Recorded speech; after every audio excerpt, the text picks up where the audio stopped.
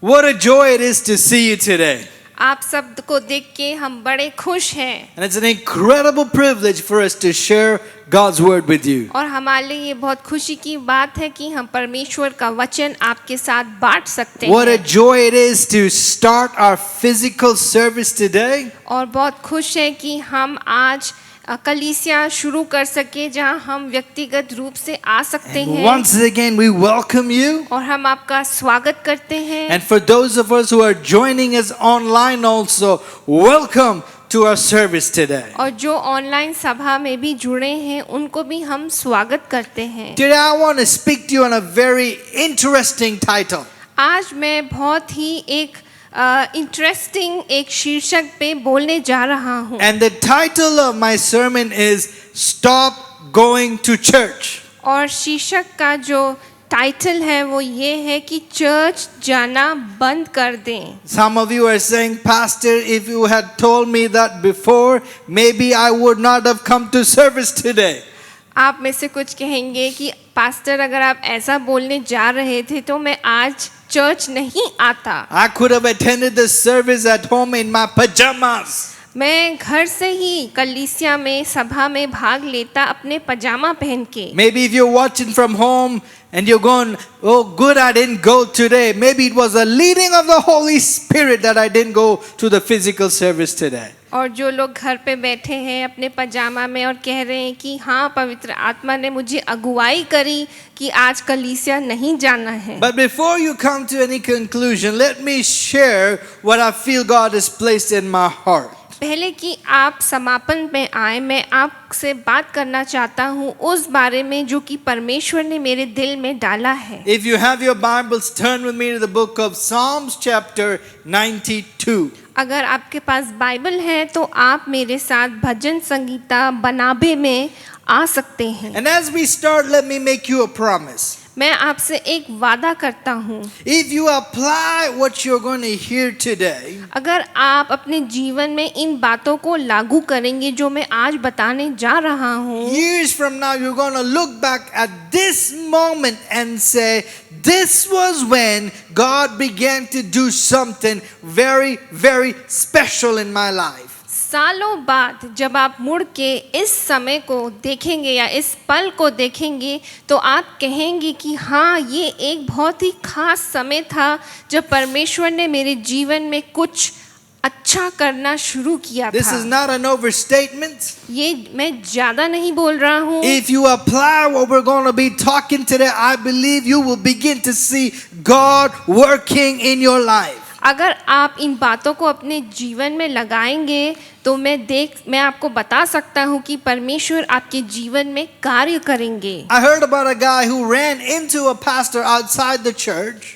मैंने एक जन के बारे में सुना जो कि अपने पासबान से कहीं मिले And as soon as he saw the pastor, he said, Pastor, I come to your church. जैसे वो मिले उन्होंने कहा पास्टर जी मैं आपके कलीसिया में आता हूँ। And the pastor said, Great, which service do you come to? Pastor ने पूछा अच्छी बात है लेकिन कौन सी सभा के लिए आप आते हो? The pastor had many services. उन पास्टर के पास कई सभाएं This young थीं। man had a blank stare on his face. ये जो जवान था इसके आंखों में कुछ उत्तर नहीं था। The pastor asked, Do you attend any life group? Pastor ने पूछा में कुछ लाइफ ग्रुप अटेंड करते He हैं? said, No. उन्होंने कहा नहीं। And for every question the pastor asked him, this man struggled to answer the pastor. और जितने भी सवाल पासबान जी ने पूछे उन्होंने हर सवाल का उनके पास कोई उत्तर नहीं था। Finally, the pastor asked him, When was the last time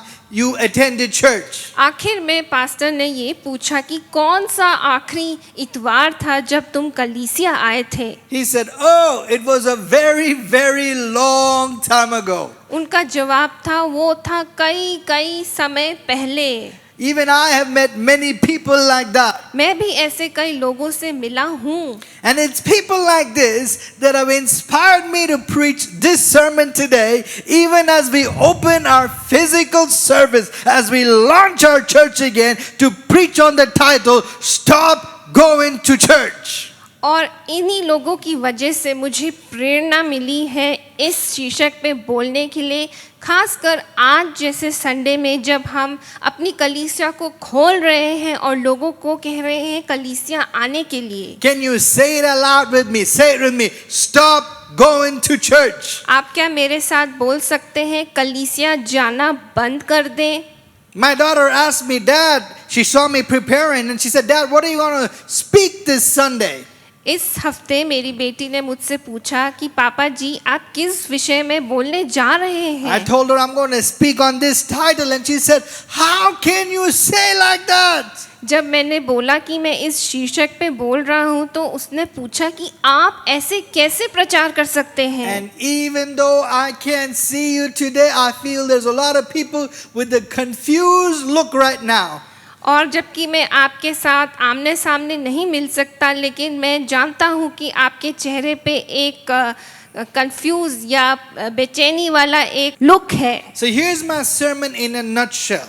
लेकिन संक्षेप में मेरा संदेश ये है, Stop going to church and be planted in the church. Church जाना बंद कर दें लेकिन चर्च में स्थापित हो जाएं। Can I hear an amen? क्या मैं एक आमेन सुन सकता हूँ? Too many people are church dating today.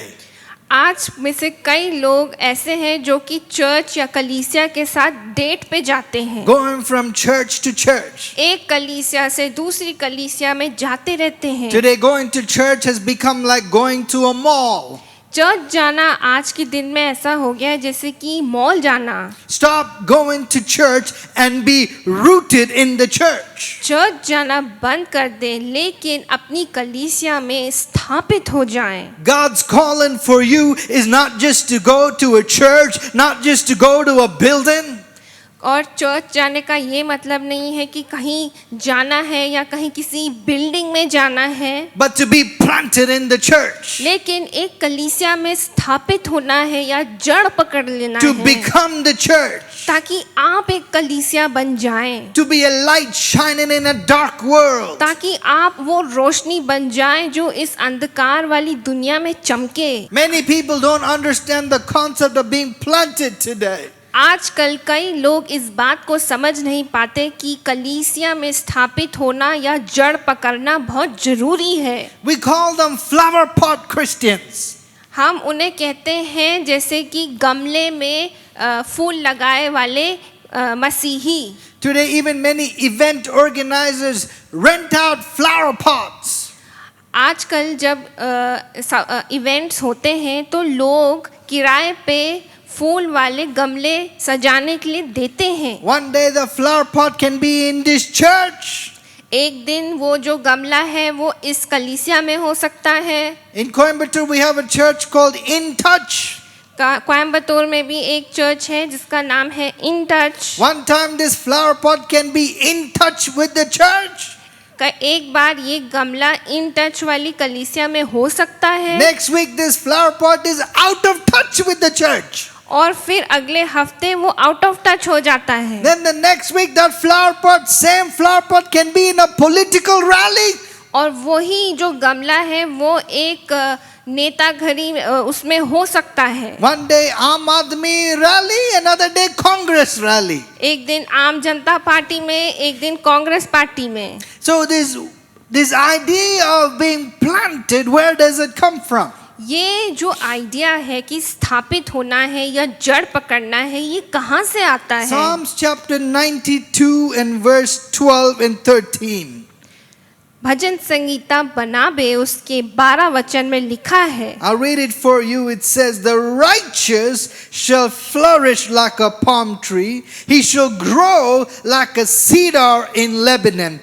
Those who are planted in the house of the Lord shall flourish in the courts of our God." धर्मी लोग खजूर के समान फूले फलेंगे और लबानोक के देवदार के समान बढ़ते रहेंगे। वे यहोवा के भवन में रोपे जाकर हमारे परमेश्वर के आंगनों में फूले फलेंगे। Verse 12 says again, the righteous will flourish like a palm tree, and he shall grow like a cedar of Lebanon. और 12 वचन में लिखा है कि धर्मी लोग खजूर के समान फूले फलेंगे और लबानोक के देवदार के समान बढ़ते रहेंगे. This word flourish is not a word we use in our everyday language. ये जो शब्द है जिसका मतलब है विकास करना या उन्नति करना, ये हमारी रोज की भाषा में हम ऐसे शब्दों का इस्तेमाल नहीं करते. At least I don't. मैं नहीं If I करता. come to you and I say, how you doing? अगर मैं आपके पास आके कहता हूँ कि आप कैसे हैं, And that you're going to tell me, you know what, Pastor, I'm flourishing. आप मुझसे ये नहीं कहेंगे कि हाँ मैं विकास कर रहा हूँ या उन्नति कर रहा हूँ. Even though this is a word we don't use so much in our everyday vocabulary, it is a beautiful picture, an image of what happens when you are planted.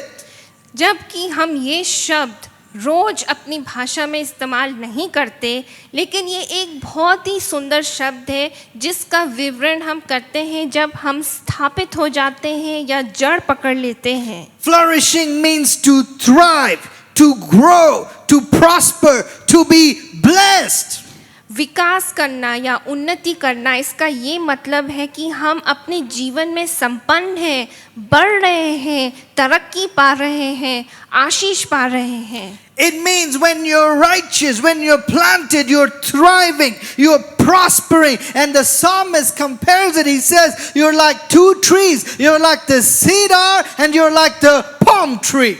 जब आप एक धार्मिक जन होते हैं तो आप अपनी जड़ पकड़ लेते हैं, उसकी वजह से आप संपन्न पाते हैं, तरक्की पाते हैं और आपकी तुलना देवदार के पेड़ के समान और खजूर के पेड़ के साथ हम देखते हैं. The cedar tree is known for its durability.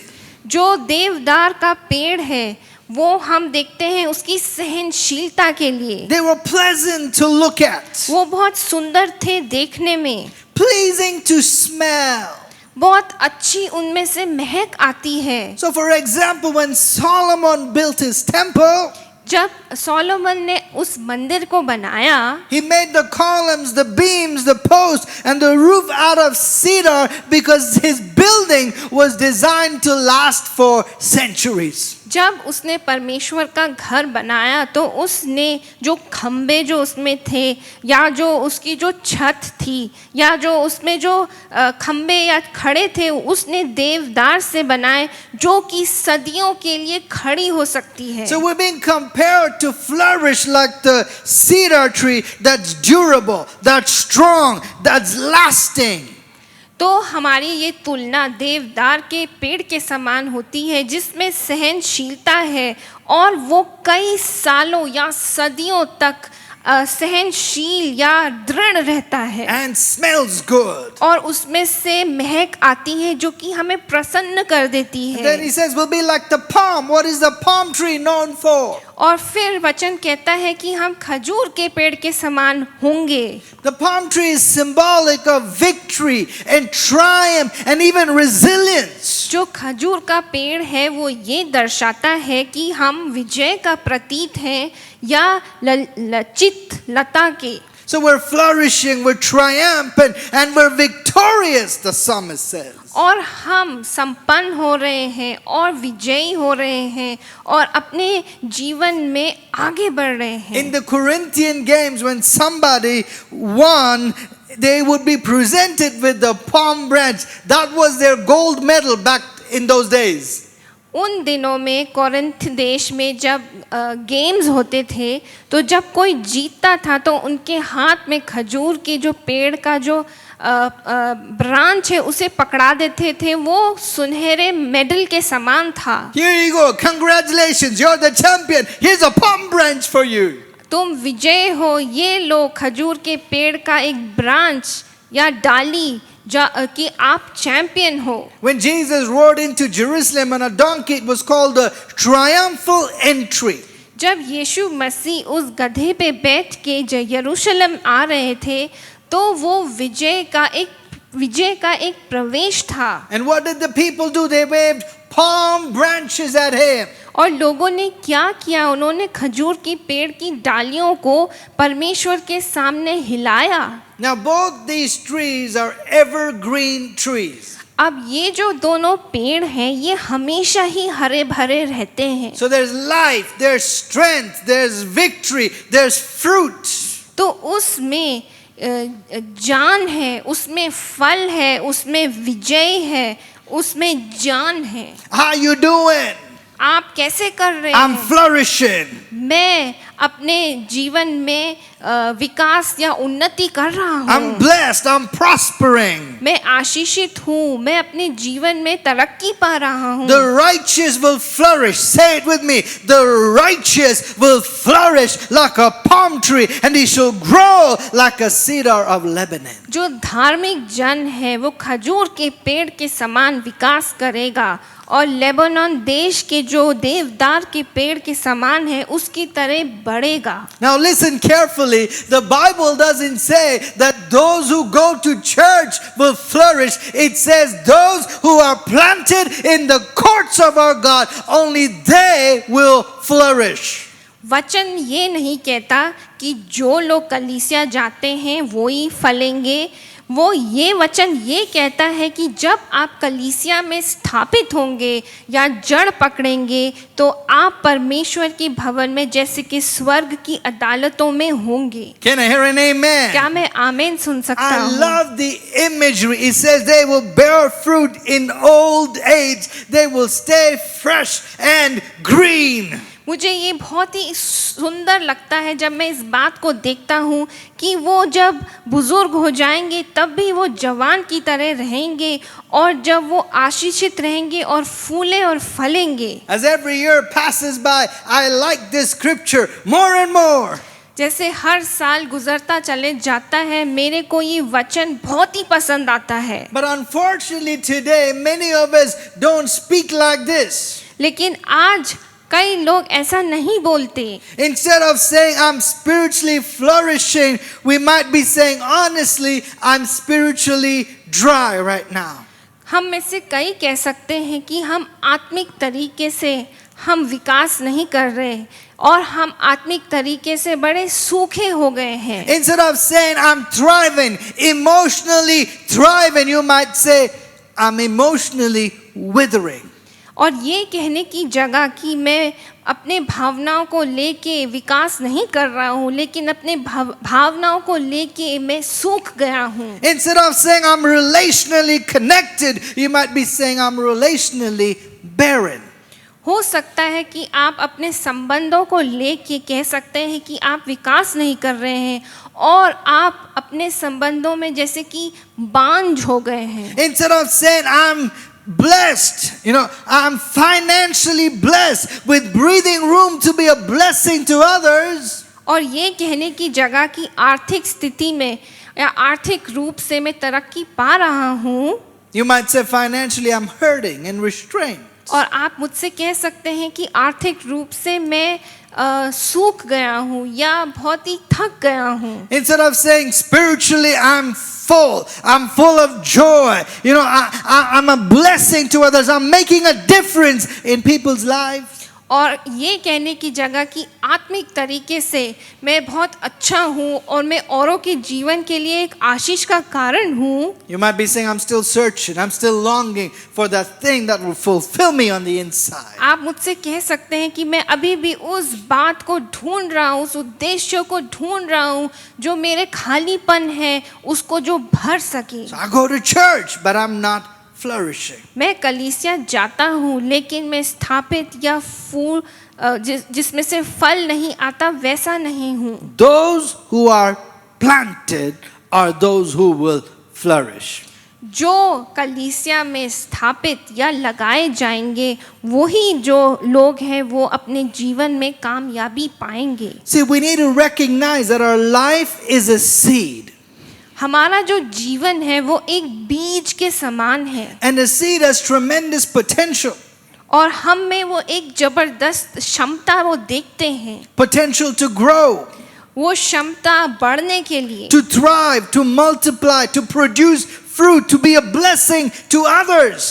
और आगे बढ़ने के लिए और गुण पाने के लिए और फल लाने के लिए और आशीष बनने के लिए। But when a seed is not planted, जब वो बीज नहीं बोया जाता है, it lies dormant, unproductive, unfruitful, and dissatisfied. तो वो बीज है वो निष्क्रिय या अनुवर्य या जिसमें से फल नहीं और असंतुष्ट एक जन जैसा हो जाता है। Your life is a seed. आपका जीवन एक बीज है। Without removing your mask, look at somebody and say, "Are you planted?" अपना मास्क को बिना हटाए किसी से पूछे, क्या आप कलीसिया में लगाए गए हैं या जड़ पाए गए हैं? Let me give you a couple of principles about being planted in the seed. कुछ महत्वपूर्ण बातों को मैं आपको बताना चाहता हूँ। Number one, a seed can only grow if it's planted. वो बीज तभी उग सकता है जब उसे हम गाड़ देते हैं या लगा देते हैं जमीन में। In fact, Jesus told a powerful story called a parable. और यीशु मसीह ने बहुत ही एक अच्छी एक बात हमें समझाई। In the Gospel of Matthew chapter 13, he talks about a farmer, only he calls him a sower, a word that his compatriots would have understood. और हम मत्ती 13 में देखते हैं जहाँ पे वो एक किसान की बात कर रहे हैं और उसको हम एक बोने वाले के समान हम उसकी तुलना करते हैं। He said a sower went out to sow some seed, to plant, and the sower threw seed out. यहाँ पे हम देखते हैं कि बोने वाले बाहर जाके उन बीजों को बाहर फेंकता है। Said some seed fell on a hard path. वो कहते हैं कि कुछ जो बीज है वो एक कठिन रास्ते में गिरे। Since the ground was hard, the seed could not take root, so the birds came along and stole the seed. वो जमीन थोड़ी सी हार्ड थी, इसलिए वहाँ पे जो चिड़ियाँ आई वो उनको खा गईं। That seed never reached its potential.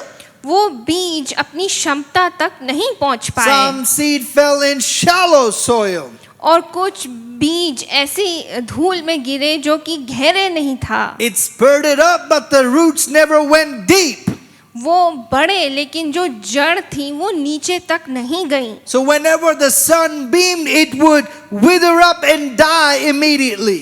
तो जब धूप तेजी से चमकती थी तो वो बीज उसमें सूख जाते और मर जाते। Third, he said some started to grow, but then other plants with thorns choked the life out of that emergent plant. और कुछ बीज हैं जो कि उगे लेकिन जो बाकी जो परिस्थितियां थी उनके चारों तरफ जैसे कांटे उनकी वजह से वे उग नहीं पाए और मर गए। Jesus said it was the cares, the worries, the concerns of this life. वो उनकी तुलना हमारी चिंताओं और हमारी परेशानियों के साथ करते हैं। I hope you see in the metaphor. आप यहाँ समझ रहे हैं मैं क्या समझाना चाह रहा He हूँ? said, number one, there are some people who have potential to be great, but they never go anywhere because they are not planted. बहुत लोगों में क्षमता है दूर दूर तक जाने की, लेकिन वो पूरा क्यों नहीं कर पाते? क्योंकि वो कलीसिया में जड़ नहीं पकड़ते। Some start to grow, but they fade away. कुछ लोग बढ़ने लगते हैं लेकिन जब वो बढ़ते हैं वो मिटने लगते हैं या गायब होने लगते हैं। Some start to thrive, but then the worries, the concerns, the bills, and the struggles of life choke out the spiritual growth. वो लोग उन्नति पाते हैं लेकिन जब उनके जीवन में परेशानी आती है तो वो कठिनाई उठा के मुझर जैसे जाते हैं। But then Jesus said, a seed fell on good soil.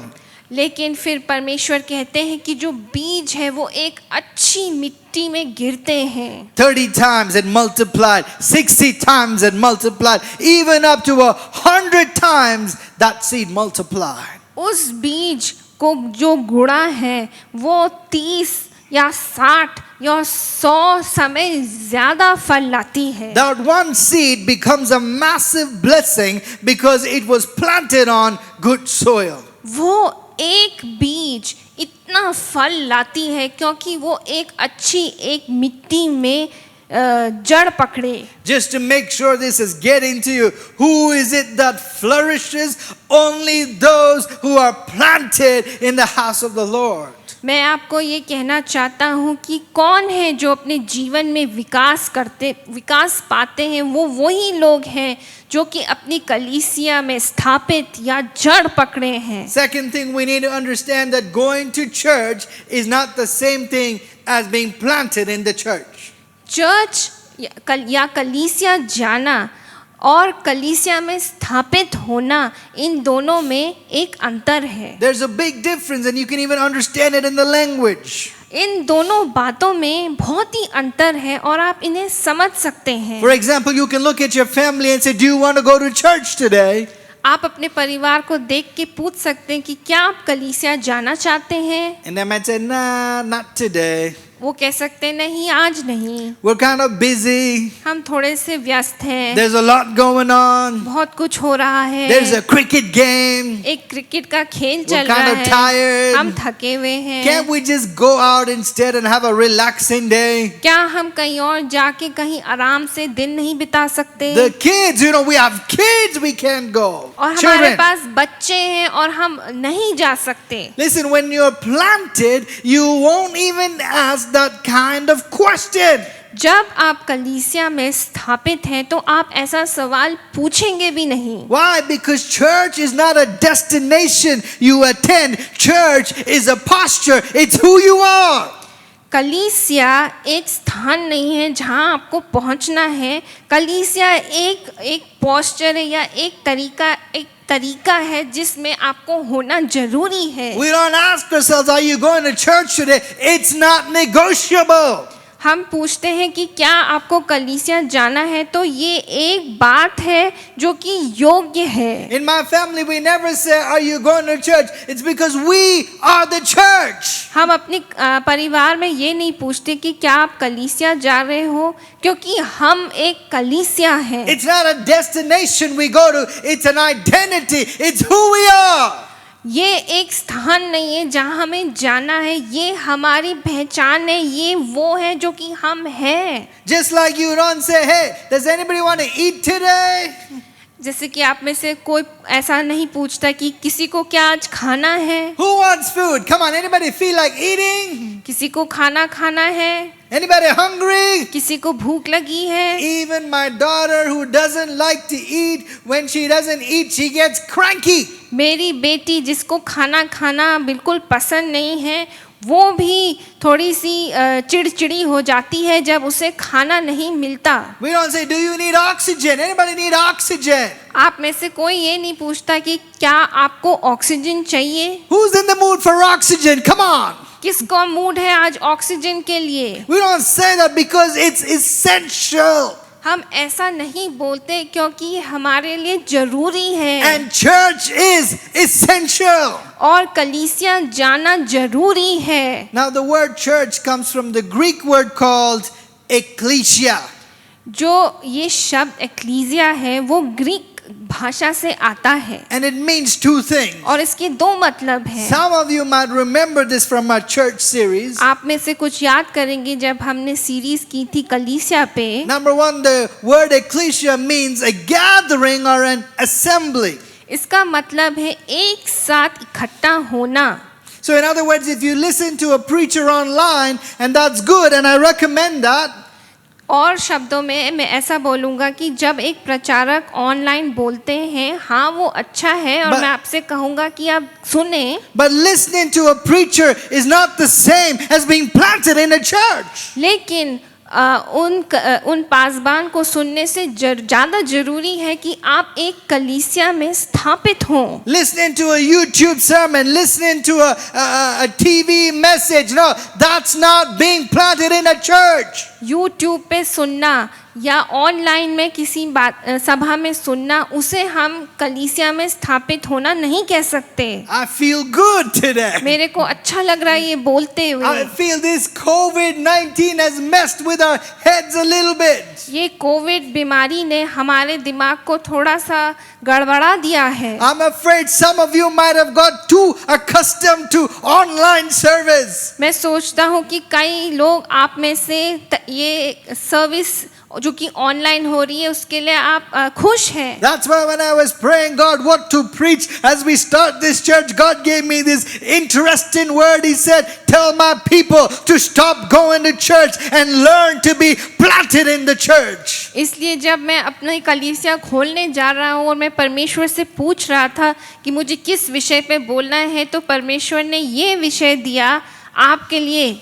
Now I understand there are some of you watching and you can't be at our physical church for various reasons, and I understand that, and I'm not trying to get to you, but I'm talking about people who have got so accustomed to just watching church online. They say, whoa, I don't even need to brush my teeth, I don't even need to change my clothes, I just need to turn on the computer and attend church. No, it's time we come back to the house of the Lord and be planted in God's house. आप में से कई लोग होंगे जो कि अलग अलग परिस्थितियां में हैं कि जिस वजह से आप कलीसिया नहीं आ पा रहे, उसके उन लोगों के लिए मैं कुछ नहीं कह रहा, लेकिन उन लोगों के लिए मैं बोल रहा हूँ जो कि ऑनलाइन सभा देखते हैं, उनके लिए ये आदत सी बन गई है। वो अपना हाथ मुंह धो के नहीं आते हैं और सिर्फ अपने रोजाना संडे अपना व्यतीत करते हैं। I better keep moving or I'll get carried away right here. मुझे इस बात को आगे बढ़ानी है। And number 2, the word ecclesia. The word ek means out of, and the word ecclesia comes from the word kaleo, which means called. जो ये शब्द एक है, इसका मतलब है बाहर आना, और क्लियजिया का मतलब है कि बुलाए जाना। So it literally means called out. इसका ये मतलब है कि बाहर बुलाए जाना। Do you know who you are? You are the called out ones. आप जानते हैं आप कौन हैं? आप बुलाए हुए गए लोग हैं। Hallelujah. You've been chosen. You've been handpicked. आप चुने गए हैं, और खासकर परमेश्वर के हाथों द्वारा आप चुने गए हैं। The fact that you're sitting there in the church today is not by accident. God handpicked you. God chose you. God predestined you. He placed you there because He wants you to be part of His gathering and His assembly. आप लोग जो कलीसिया में बैठे हैं, आप वहाँ गलती से नहीं हैं, लेकिन परमेश्वर की इच्छा द्वारा आप इस कलीसिया में आए हैं। So we gather to be unified. इसलिए हम इकट्ठा होते हैं कि हम परमेश्वर में एक हों। We gather to honor God. हम परमेश्वर को आदर करने के लिए इकट्ठा होते We हैं, gather to hear the word of God corporately. और हम तैयार होते हैं कि हम परमेश्वर का वचन एक साथ सुन सकें। We gather to use our gifts. कि हम अपने जीवन में जो तोहफे हैं उन्हें एक साथ इस्तेमाल करें। But when we gather together, something begins to happen. जब हम एक साथ इकट्ठा होते हैं तो कुछ होने लगता है। We begin to get strengthened. Our faith begins to get built up.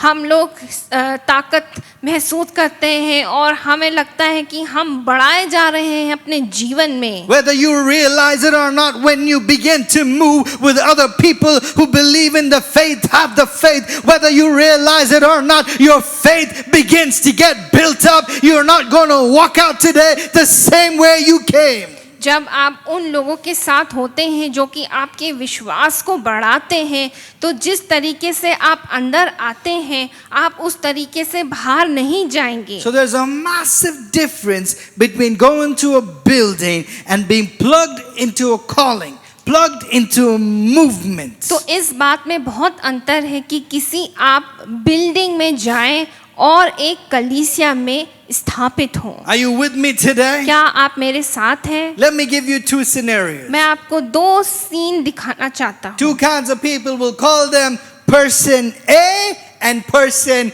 B. हम दो जनों को देखेंगे, एक जन है A, दूसरा जन है B। And person A goes to church.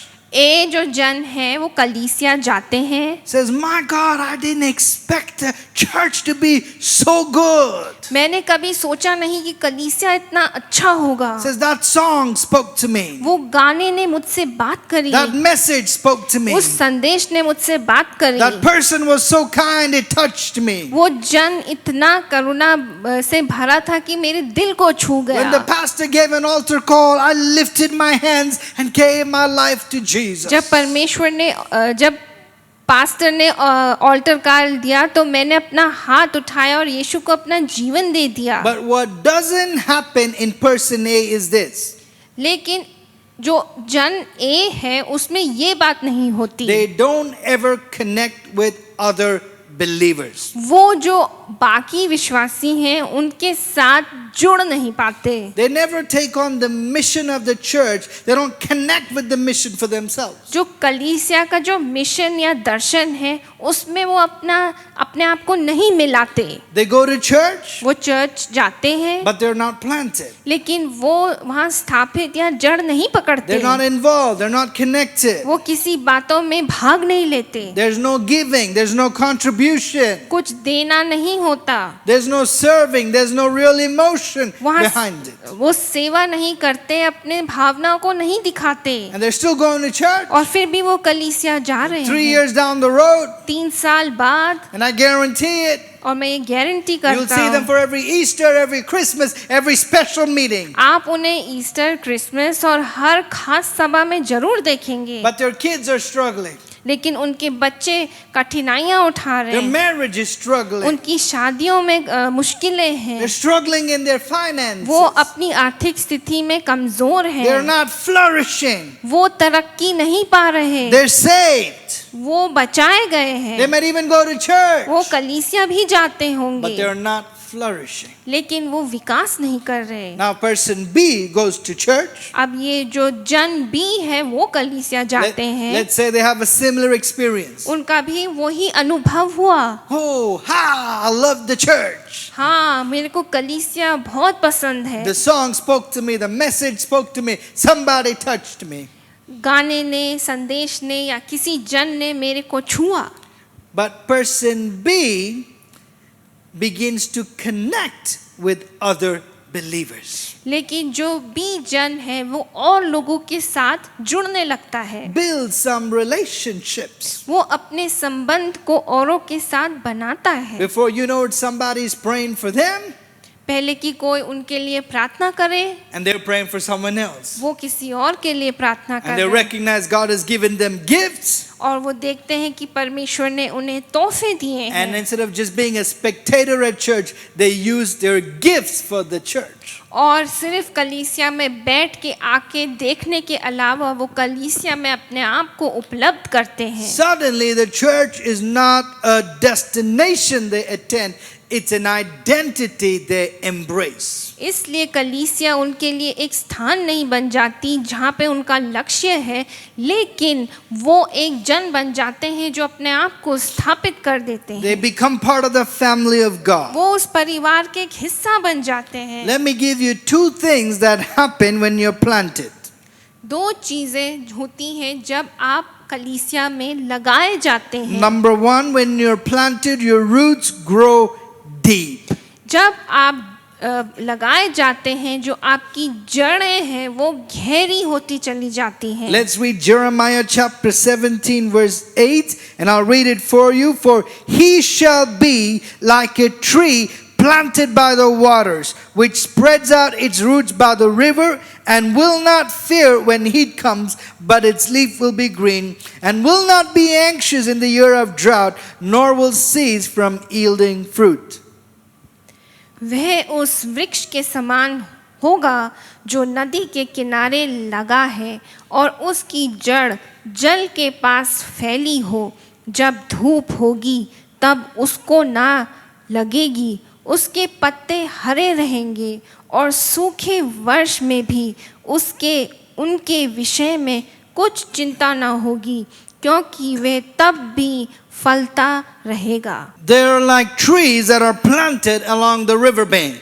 वो उन वृक्ष के समान हैं जो कि नदी के किनारे लगाए गए हैं, Roots that reach deep into the water. जिनकी जड़ें नीचे पानी तक जाती हैं। So when the roots go deep, what happens? जब वो जड़ें नीचे तक जाती हैं क्या होता है? They're not worried by heat or worried by long months of drought. तब उनको कोई चिंता नहीं होती जब गर्मी आती है या जब धूप तेज से चमकती हैं, उन्हें कोई चिंता नहीं होती कि वो सूख जाएंगे। I wonder how many of you have some heat in your life right now. मैं नहीं जानता कि आपके जीवन में क्या कठिनाइयाँ चल रही हैं, Some trials that you're going through. कुछ परेशानी जिससे होके आप गुजर रहे हैं। Or maybe on the other hand, you say, I'm going through a drought right now. हो सकता है आप कह सकते हैं कि मैं अपने जीवन में सूखेपन से गुजर रहा A हूँ, financial drought, a relational drought, and an emotional drought. आर्थिक स्थिति में या अपने संबंध में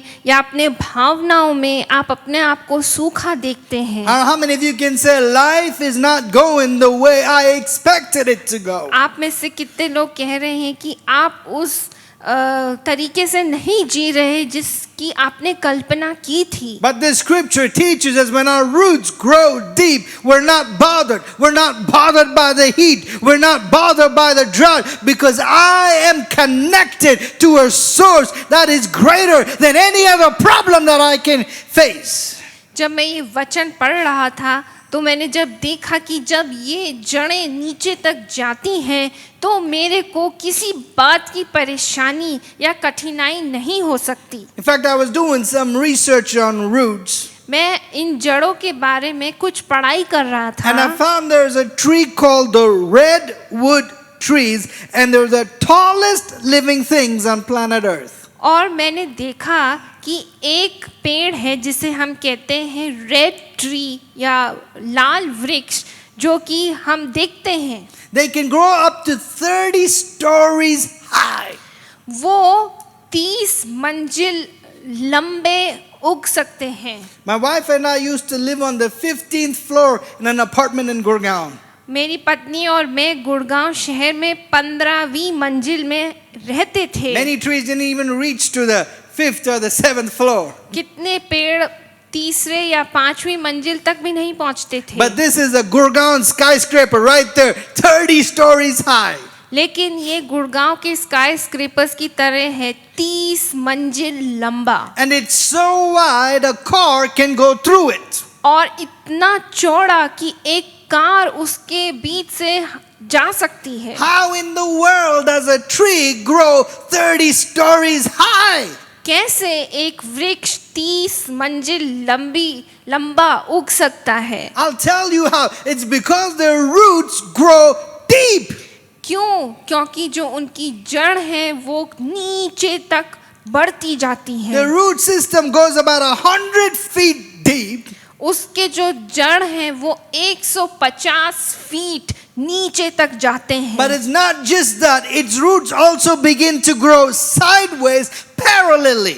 और जो जड़ है वो चौड़ा चौड़ा होके भी उगने लगते हैं। Now listen, this is interesting. So you've got a tree here that's about 30 stories high, and the roots go way down deep, and they're beginning to go parallel everywhere. और हम देखते हैं कि यहाँ जो पेड़ है वो 30 मंजिल लंबा है और जो उसकी जड़ है वो 150 फीट गहरा है, और वही नहीं उसकी जो जड़ें हैं वो चौड़ी चौड़ी होते फैलती चली जाती And you've हैं। got another tree that's 30 stories high, roots going deep, and it's also roots going parallel. And underneath the ground, what's happening? These roots are being connected. They're being intertwined. और फिर हम देखते हैं कि 30 मंजिल लंबा और 150 फीट नीचे वो हम देखते हैं वो एक के साथ मिलती जाती हैं उनकी जड़ें। So beneath the ground, there's actually a support system that sustains the strength and the growth above the ground. और हम ये देखते हैं कि जमीन के नीचे जब उनकी जड़ें पकड़ती हैं वहाँ पे उनका एक सपोर्ट सिस्टम है जहाँ वो एक दूसरे के साथ लगी रहती हैं या जुड़ी रहती हैं। Guess what? When you are planted in the house of the Lord, that's what begins to happen in the body of Christ. देखिए, जब आप परमेश्वर की कलीसिया में लगाए जाते हैं और जड़ पकड़ते हैं तो यही होता है। Woo, you have a support system. My roots strengthen your roots, and your roots strengthen another roots. तो देखिए कि हमारा जो सपोर्ट सिस्टम है एक दूसरे पे निर्भरित हो जाता है, और आपका जो सपोर्ट सिस्टम है वो मेरे सपोर्ट सिस्टम को एक साथ जोड़ता है। And here's what I can promise you: this week you might face some opposition, you might face some trials, you might face some crazy people. If you don't know any crazy people, tell me. I can give you 3 crazy people because they're everywhere you go. मैं आपसे कह सकता हूँ कि हो सकता है कि आप इस हफ्ते में कई कठिनाइयों को उठाएंगे और कुछ मुश्किल समय से जाएंगे, और हो सकता है कि आप कुछ कठिन लोग या क्रेजी लोगों के साथ मिलेंगे, और अगर आपके पास नहीं है तो मैं आपको कम से कम 3 ऐसे लोग दे सकता हूँ जो आपको परेशान कर सकते हैं। Yes, there's some crazy people we want to send to Gurgaon right now. हाँ, यहाँ पे कुछ ऐसे क्रेजी लोग हैं जिन्हें मैं गुड़गांव अभी भेजना चाहता हूँ। When you face these oppositions alone, you are vulnerable. जब आप अकेले इन कठिनाइयों को उठाते हैं तो आपको लगता है कि आप अपने स्थापित नहीं हो पाएंगे। The devil doesn't have a problem if you go to church. He has a problem when you're planted in the church, because as long as you are not planted, you are isolated and vulnerable. शैतान को कोई तकलीफ नहीं होती जब आप कलीसिया जाते हैं। शैतान को तब तकलीफ होती है जब आप अपनी जड़ों को कलीसिया में लगा देते हैं और वो आप जानते हैं कि परमेश्वर आपके जीवन में कुछ काम करेंगे। So when you're planted, our roots support one another. जब हम जड़ पकड़ लेते हैं, हम एक दूसरे को एक उठाते हैं। Second thing, when you're planted, you produce fruit. जब आप जड़ पकड़ते हैं, आप फल लाते हैं। I love it. It says their leaves stay green and they never stop producing fruit. उसके पत्ते हरे भरे रहते हैं हमेशा, और हमेशा उनमें फल आते हैं। The fruits can symbolize God's blessing.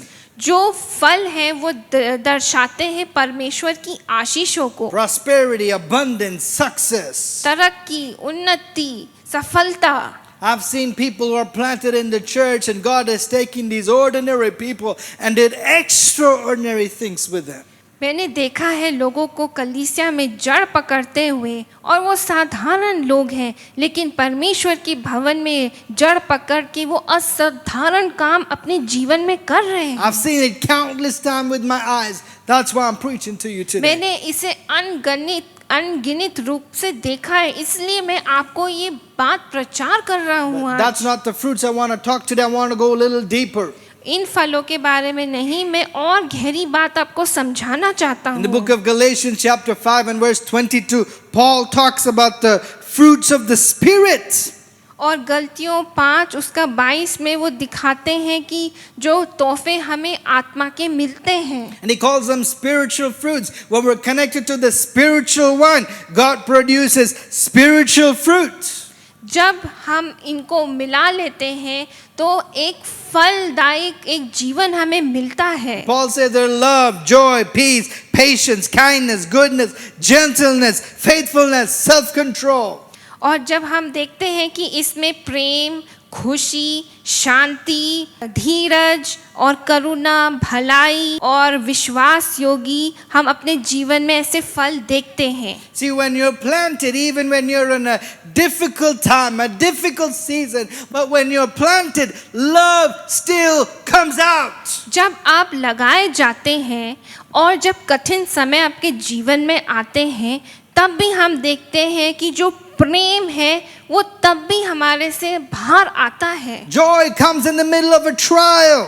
खुशी उस कठिन समय के बीच में आती है। God is doing something inside of you, even when you're going through a valley of the shadow of death. और परमेश्वर आपके जीवन में तब भी काम कर रहे हैं जब आप उस अंधकार की वादी से होके गुजर रहे हैं। But when you're planted, you recognize something, that these fruits are not just for you. जब आप लगाए जाते हैं तो आप देखते हैं कि जो ये फल है ये सिर्फ आपके लिए ही नहीं है। Your love blesses other people. आपका जो प्यार है वो और लोगों को भी आशीष देना चाहता Your है। joy is contagious. जो खुशी है वो ऐसी है जो कि फैलने लगती है। Your peace is attractive and your faithfulness builds relationships, and suddenly you realize, when I'm planted, I'm making a difference in the lives of people. आपकी शांति लोगों को आकर्षित करती है और जो आपकी विश्वास योग्यता, जो आपका विश्वास है वो आपके संबंधों को और मजबूत बनाती है।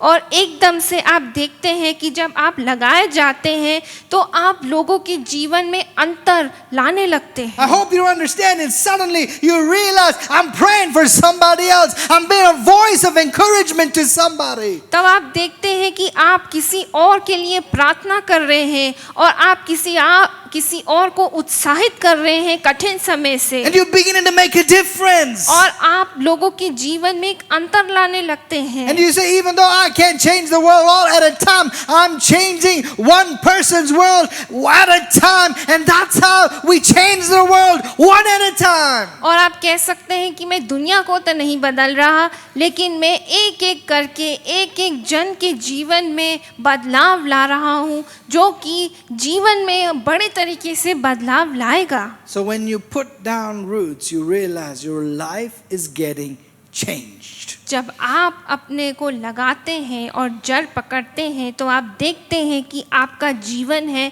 वो अच्छे के लिए बदल रहा है। I've been in ministry for a while now. मैं परमेश्वर की सेवा में कई सालों से हूँ And I've seen one of the reasons why people don't flourish is because they don't put down their roots. They're not planted. और मैंने देखा है कि कई लोग अपने जीवन में विकास नहीं पा सकते या कर पाते क्योंकि उन्होंने अपने आप को कलीसिया में स्थापित या कलीसिया में अपनी जड़ों को नहीं पकड़ा है। I'm not making this up. मैं ये इन बातों को बना नहीं रहा। One of the devil's greatest strategy is to uproot people from churches. शैतान का सबसे बड़ा कार्य ये है कि लोगों को कलीसिया से खींच के निकाल देना। Because if he can uproot you, he can stop your flourishing. क्योंकि अगर वो आपको जड़ से उखाड़ देगा तो आपका वो विकास बंद करवा देगा। Too many Christians are making it easy for the devil. और कई में से कई मसीही लोग ये आसान बना रहे हैं शैतान They के keep लिए, hopping from church to church. और वो हर कलीसिया में कूदते हुए जाते हैं। That's why the Bible says, he who is planted flourishes. Only a seed that is planted can flourish. इसलिए वचन कहता है कि वो जन जो लगाए जाते हैं या जड़ पकड़ते हैं वो ही अपने जीवन में विकास पाते हैं। So how do we do this? कैसे हम इसे कर सकते हैं? How do we go from where we are to where God wants us to be? कैसे हम वहां जा सकते हैं जिसके लिए परमेश्वर ने हमें बुलाया है? Start by putting down your roots. शुरू करें अपने जड़ों को एक कलीसिया में लगने के लिए। Make a commitment. आज एक वादा करें, Start serving.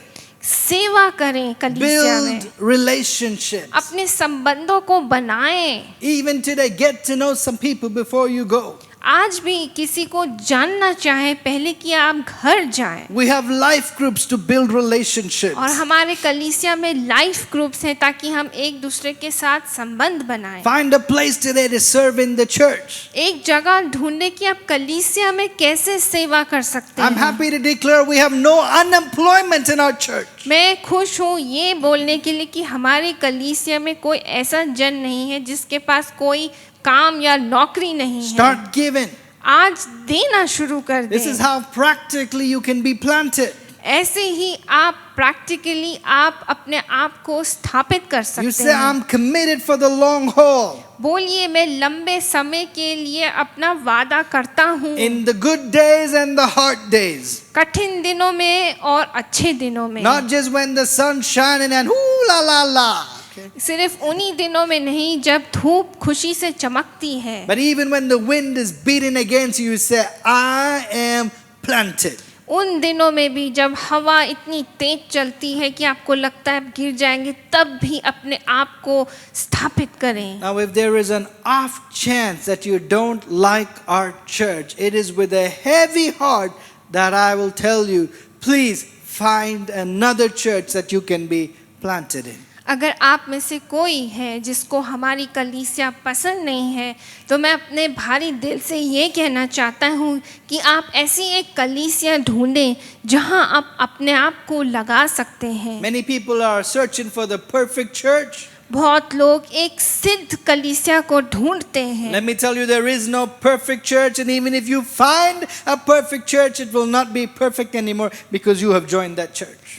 अगर आप एक सिद्ध कलीसिया को ढूंढते हैं तो आप उसे नहीं पा सकते, और अगर एक सिद्ध कलीसिया है भी तो अगर आप वहाँ जाएंगे तो वो असिद्ध कलीसिया बन जाएगी, क्योंकि आपने वहाँ जुड़ गए हैं। I believe with all my heart you are not here by accident. मैं विश्वास करता हूँ कि आप यहाँ गलती से नहीं आए हैं। Even if you came for the first time today, God brought you to this church because He has a plan and a purpose for your life that is connected to what God is doing in this place.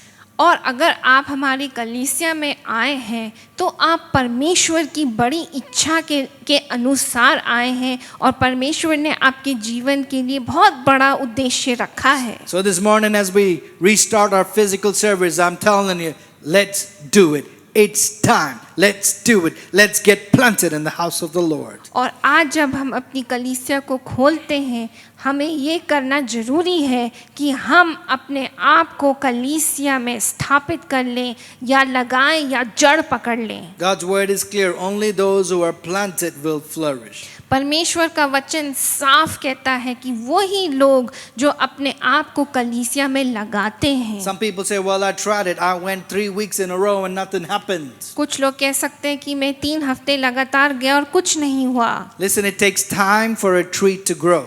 समय लगता है एक वृक्ष को बड़े होने में। It takes 5 things for a tree to flourish. 5 चीजें होती हैं एक पेड़ को विकास पाने के लिए। It takes soil, it takes light, it takes water, it takes temperature, and it takes time. And there's your botany class right there.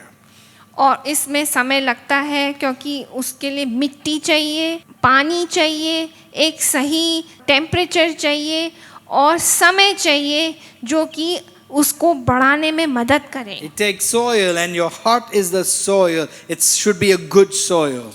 और जो वो मिट्टी है वो आपका हृदय है, और वो एक अच्छा हृदय होना चाहिए। It takes light, and the word of God is a lamp unto our feet and a light unto our paths. और उसके लिए रोशनी चाहिए, और जो परमेश्वर का वचन है वो हमारे पैरों के लिए रोशनी है जहाँ पे हमें चलना है। It takes water, and Jesus is the living water who washes and renews our soul. और उसके लिए पानी चाहिए, और यीशु मसीह हमारे जीवन देने वाला पानी है जो कि हमारे को धोते हैं और साफ करते हैं। And it takes temperature, and the fire of the Holy Spirit warms the seed planted in your heart. और उसके लिए एक सही मौसम या सही टेम्परेचर होना जरूरी है, और जो पवित्र आत्मा की आग है वो उस बीज को गर्म करती है जिसमें समय लगता है। And it takes time. और उसमें समय लगता है। When is the best time to plant a tree? कौन सा सबसे अच्छा समय है वृक्ष लगाने का? The answer is 20 years ago. 20 साल पहले ही सही एक उत्तर है। When's the best time for you to have been planted in the house of God?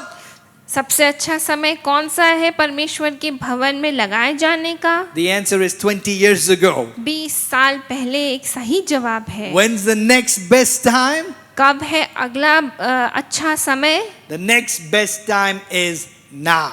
सबसे अच्छा समय है अभी। Now is the time because God wants you to flourish. अभी एक सही मौका है क्योंकि परमेश्वर चाहते हैं कि आप विकास करें। Like the strong, durable, pleasant smelling cedar and the victorious, triumphant palm tree. उस देवदार के पेड़ के समान, और जो कि अस्थिर है और विजयी है और उस पेड़ के समान है। Only those who are planted in the house of the Lord are those who can truly flourish in all that God has for you. वही लोग जो परमेश्वर के घर में जड़ पकड़ते हैं, वही लोग अपने जीवन में विकास देखेंगे। So I hope you received my sermon today. मैं विश्वास करता हूँ कि आप मेरे संदेश को आज स्वीकार करते हैं। Stop going to church and be planted in the church. कलीसिया जाना बंद कर दें, लेकिन परमेश्वर की कलीसिया में लगाए जाएं या जड़ पकड़ें। Even if you came for the first time today, अगर आप पहली बार आए हैं, start getting planted. आज अपने जड़ों को कलीसिया में लगाएं। Make this church your home. इस कलीसिया को अपना घर बनाएं। Come every Sunday. हर इतवार आएं। Get involved. अपने आप को लगाएं। Build relationships. संबंधों को बनाएं। Start serving. किसी सेवा करने And लगे you will begin to see God doing something very, very, very special in और your life. परमेश्वर आपके जीवन में बहुत ही खास काम करेंगे। In the words of the psalmist, you will flourish. और भजन संगीता के शब्दों में कि आप विकास पाएंगे। If you need someone to talk to, our leaders are there. Come, find out how you can get planted. अगर आप और जानना चाहते हैं तो हमारी कलीसिया में लीडर्स हैं जिनसे आप बात कर सकते हैं। I've never really closed a service without giving people an opportunity to receive Jesus. मैंने अपनी सभा को कभी बंद नहीं किया। मैं हमेशा ये मौका देता हूँ यीशु मसीह को अपने जीवन में स्वीकारने का। When we talk about being planted, जब मैं कहता हूँ कि आप लगाए जाएं, Jesus came as a seed from heaven. परमेश्वर एक बीज की तरह आए स्वर्ग से। He was planted in this earth. वो इस दुनिया में लगाए गए। Meaning he was crucified, he died and he was planted in a tomb. और इसका मतलब है कि वो इस दुनिया में क्रूस पे चढ़ाए गए, जिसको हम दर्शाते हैं कि वो बोए गए। But he didn't just stay planted, he came both bursting, flourishing. और वो वहाँ दबाए नहीं गए, लेकिन वो विकास करते हुए, उन्नति करते हुए ऊपर आए। On the third day he resurrected from the dead. तीसरे दिन वो जलाए गए। We have hope today because we don't serve a God who is in a tomb. We serve a God who is alive. इसलिए हमारे पास आशा है क्योंकि आज हमारे परमेश्वर जीवित हैं। Because Jesus rose again from the dead. क्योंकि यीशु मसीह फिर से जिलाए गए। I can say with guarantee to you today, you will flourish. मैं गारंटी के साथ कह सकता हूँ कि आप अपने जीवन में उन्नति और विकास I know देखेंगे। time is not on my side. समय मेरी तरफ नहीं है, So I'm going to give an appeal very quickly right now. तो मैं आपके लिए प्रार्थना करूंगा। Whether you're watching me online, चाहे आप मुझे ऑनलाइन or देख you're रहे हैं watching me physically live today, या आप मेरे को फिजिकली लाइव में देख रहे if you हैं, have not yet received Jesus, अगर आपने यीशु को नहीं today स्वीकारा, that seed of God is ready to come and get planted in your heart. आज परमेश्वर का वचन आपके दिल में आके बीज, So it can release the resurrection power of God in your life. ताकि आप में जिलाए जाने वाली शक्ति आप में दी जाए। If you want to receive this Jesus, अगर आप इस यीशु मसीह को स्वीकारना wherever चाहते you are, हैं, raise your hands. जहाँ भी आप हैं अपने हाथों I'm को going to lead you in a उठाएं। prayer right मैं आपको now. प्रार्थना में ले Repeat चलूं। this prayer after me. मेरे पीछे बोले। In fact, entire church, come on, let's pray together. पूरी कलीसिया प्रार्थना करें। Dear Jesus, प्रिय यीशु, thank you for coming to this earth. इस दुनिया में आने के लिए धन्यवाद। Thank you for being planted in this earth, Lord. इस दुनिया में बोए जाने के लिए But I धन्यवाद। thank you, you burst forth out of that grave with a resurrection power. आप उस कब्र से जिलाए गए उस शक्ति के साथ Today, आज I receive you मैं आपको स्वीकारता as हूँ my Lord अपने प्रभु and my Savior. और मेरे बचाने Make वाले। me मुझे बनाए a part of your अपने family. परिवार का, Cleanse me मुझे साफ by करें your precious blood. अपने लहू के I द्वारा। receive you मैं today. आपको In स्वीकारता हूँ Jesus' name. यीशु मसीह के नाम से। Amen. आमीन। God bless you. परमेश्वर आपको You've Ashish made the they. most fantastic decision. आपने बहुत ही अच्छा निर्णय लिया है। Let me just say a quick word of prayer for you. मैं प्रार्थना करूंगा। Father, what a joy it is to restart our physical services in Gurgaon, Lord. कितना अच्छा लगता है कि हमने फिर से अपनी कलीसिया को आज खोल दिया है। Even though we are deeply saddened that my wife and I can't be there today. जबकि हम थोड़े से दुखी होते हैं कि हम आज वहाँ नहीं हो We are सके, so exceedingly overjoyed to see the people who have made the decision to come into your house today. लेकिन हमारा दिल खुशी से भर जाता है जब हम देखते हैं उन लोगों को जो आपके भवन में आना चाहते हैं। And even today, as we talked about the importance of being planted in your house, जब हम आज देखते हैं कि आपका वचन हमें समझाता है कि कैसे हमें जड़ पकड़ना है कलीसिया में। for those who are watching us online and those who are alive, let this word go deep into their hearts, Lord. जो लोग भी हमें देख रहे हैं, परमेश्वर उनकी दिल की गहराइयों में ये बातें जाने And I पाए pray they will flourish like the palm tree and like the cedar tree, and they will testify to your goodness, Lord. और वो देवदार और खजूर के पेड़ के समान होने पाए। We bless them today in Jesus' हम name. उन्हें आशीष देते हैं यीशु मसीह के नाम से। Amen. Amen. God bless you. परमेश्वर आपको आशीष दे।